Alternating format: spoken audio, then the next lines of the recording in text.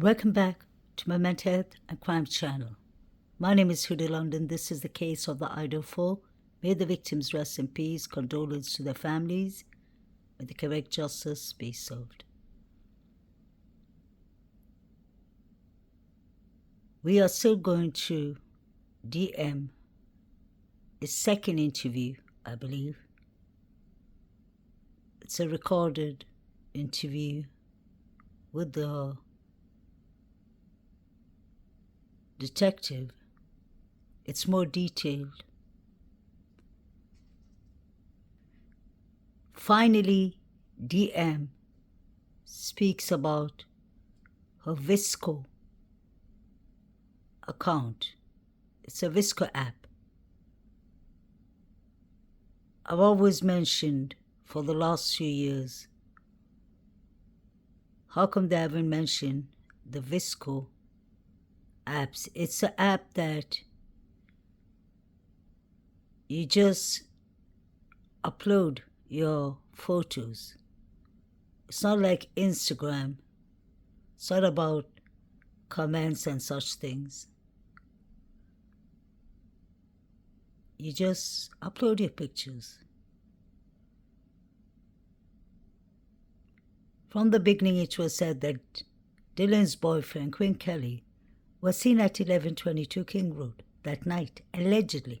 This is all my thoughts, my speculations, and my opinions.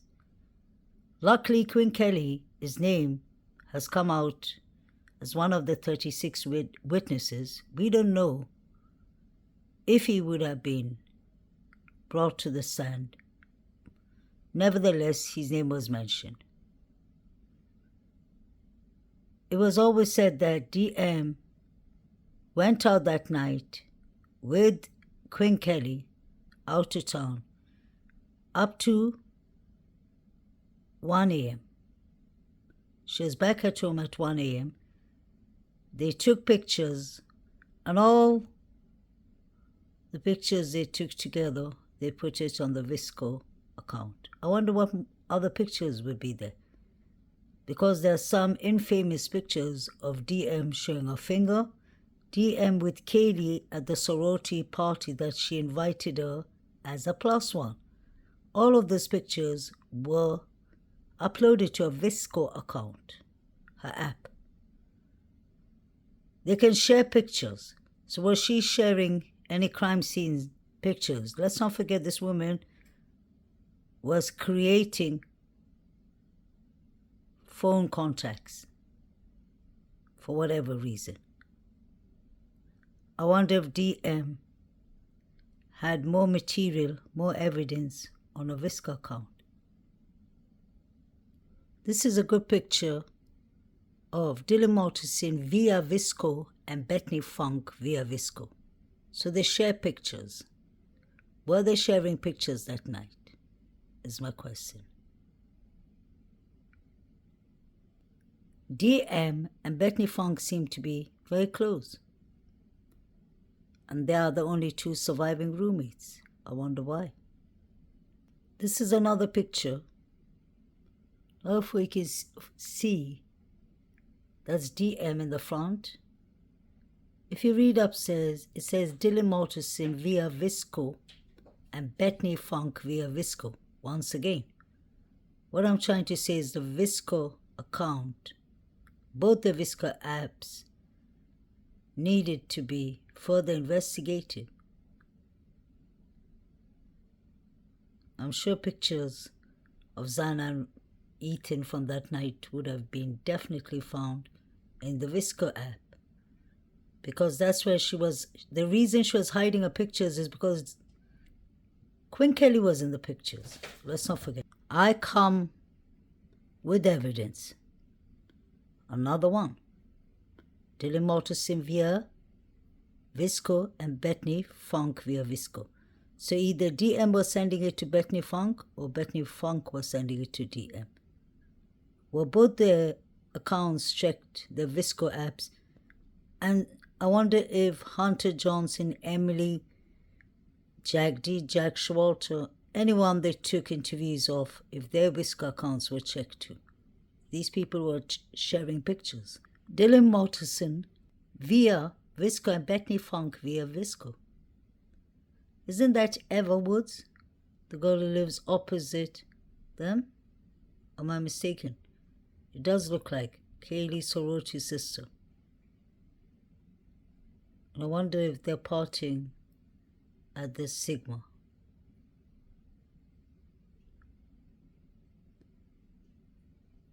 So they were taking and uploading pictures on the vsco app. Dylan said that vsco is not like Instagram. You literally have to know the person's username and all, I believe. It's not that easy to find the person. You can see this picture is a very important one because she uploaded it on 3:33 a.m. on the 13th of November. Although this picture could have been taken on the 11th of November on the sorority party, the DM invited Kaylee to be a plus one. The timing is a red flag. The timelines speak for itself. Wonder if DM was having any beef with Kaylee. She kept to mention Kaylee, hardly mentioned Maddie. Was it Maddie she was having beef with, allegedly? If you look at Kaylee's picture, you can see inside the room, everything, all her furniture, plants, picture frames, everything is still there. Was she actually moving? Kaylee didn't look like she was in a rush to move. Why would she be paying extra rent money if she's not occupying the room? DM uploaded this picture too at 3:33. Sounds like a sacrifice, a ritual. Just saying, 3:33 is when she uploaded this picture. Is she trying to say that the deed is done? Just a question. I think that's her friend Janice. I wonder if it was her she was mentioning in the reports. Y'all had iPhones, it looks like. And you had a communication string going, and you all added Ethan to that string on as well. We had a group chat with the 5 of us, and then we changed the group name to Cougar Den. I don't know why. But then me, Ethan, and Xana were all in, I think it was apartment at, and we were like, oh, we should add Ethan. So we added Ethan that night to the group chat. Okay. And I'm dating myself here, but we used to just pick up the phone and call people. But with texting and whatnot, I know that texting used to be like really cool, but is that your primary form? Or because I understand everyone uses direct messaging now and all kinds of. I kind of switched. Like I use Snapchat and texting. Like sometimes I'll have a conversation with the person on text, and then in the conversation with them on Snapchat. I would say more people use Snapchat. I don't really know why.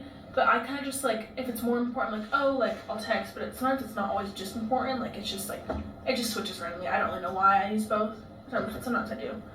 Is that kind of the same for? I feel like that's how most people are. Okay. Like, obviously, you text your parents on text, not Snapchat, because I feel like that's kind of weird. Meet a new person, you ask them for their Snapchat, I'm not really their number. I don't really know why. Yeah. How times have changed. Yeah. Huh. Okay. So Snapchat's really a big thing then? Mm-hmm. Gotcha. Is that the one where it disappears, the message disappears after an exit? Yeah, you can do that, or you can like make it like stay for 24 hours, you can save it. Yes, detective, let me help you. Snapchat is the one that they were texting the group. In the Snapchat group chat, they were telling them that the quadruples happened. It was Snapchat. Before they called y'all at 10 a.m. Didn't y'all investigate that? It's not only Snapchat that we're interested in. I'm interested in the vsco accounts. I'm interested in the Instagrams, the LinkedIn accounts, yik-yaks, text messages, creating numbers. All that is an issue for me.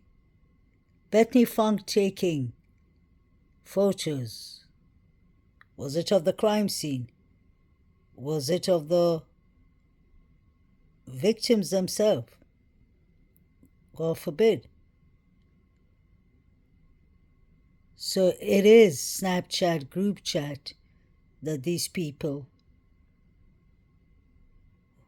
were spreading the information from. They were even saying at one point that it was an OD. That's why I always believed that something could have happened to Maddie like an OD. It's not nice when somebody puts something in your mouth, in my opinion. It could be anything. If he was giving her chewing gum like somebody said, why do you need it to put it in someone's mouth? Just give the person in the hand. And Maddie wouldn't be going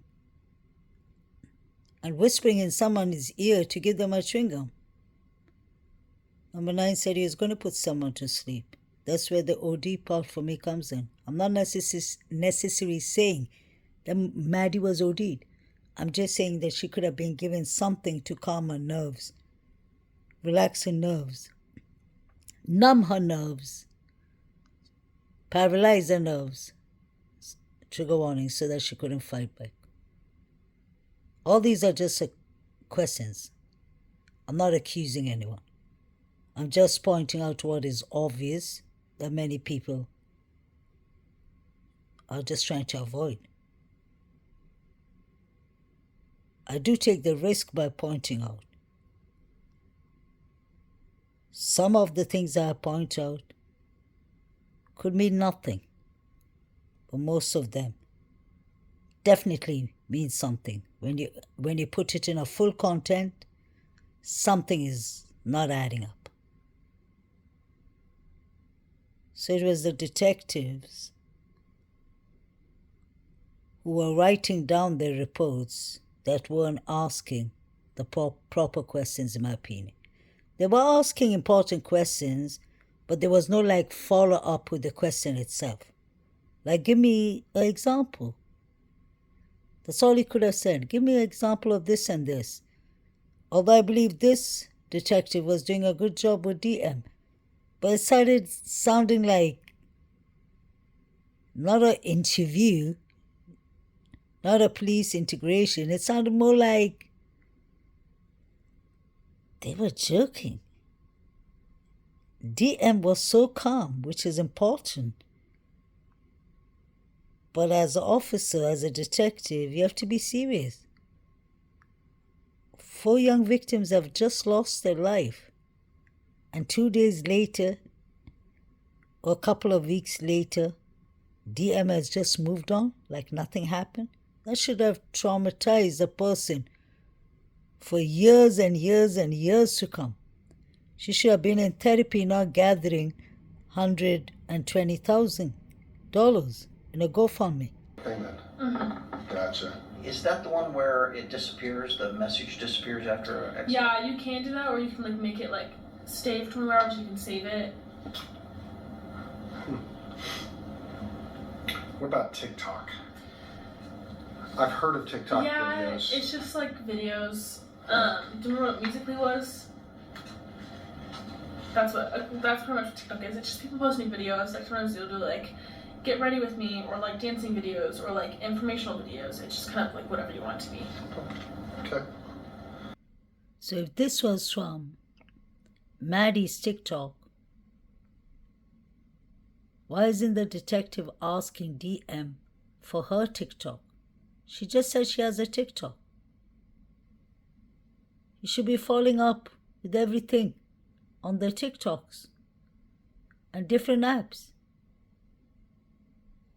They're supposed to be collecting all the metadata and asking more follow-up questions. I don't see that happening. I wonder if he checked all the TikTok accounts, he would have definitely had follow-up questions, because this does not look like normal behavior. To me, at least. I wonder where the Halloween video was taken. Was it at the sororities?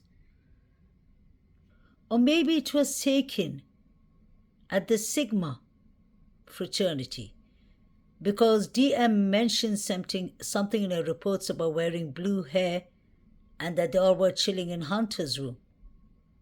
Could that have escalated? In my opinion. Actually, that would make total sense. Because if you look behind, it looks like a fraternity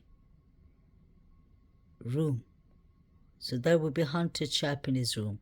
Ethan was no longer living there for a while, but he was attending his meetings and such things. I wonder if Zana was putting it up live on TikTok, because it's still on Maddie's TikTok. Let's not forget Halloween was only 13 days before the unalivings. Did DM get Quinn Kelly and a posse to help her to do this? We saw the black truck driving by Taylor Avenue.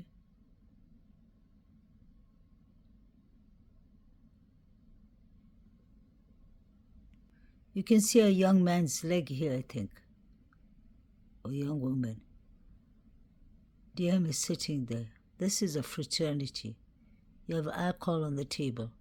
So DM was disgraced, humiliated at the Sigma fraternity. Was this revenge? Possibly, in my opinion. DM said something about wearing blue hair in an interview, and she spoke about Hunter Chapin's room. So was she humiliated? Let's not forget what Maddie wrote. It's still up in her TikTok. She said, "You effing manipulator, you effing..." Worse words were used. And she said, "Like this if you're gay." Jaden. Is that Jaden Smith? Allegedly. Just speculating, nothing else. But I've always said Halloween has a lot to do with this. Because as a therapist, I always look at what was going on a couple of days, couple of weeks, couple of months before. What beefs were brewing? Who were the hidden people spreading gossip, spreading rumors that escalated to this horrific crimes? Pay attention. DM is gagged.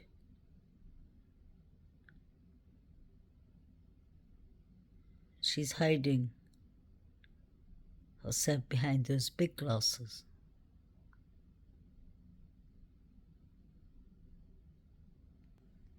Many of my subscribers have asked me, where do you think this Halloween party took place at? And now, for sure, I can confirm that it's a Sigma fraternity.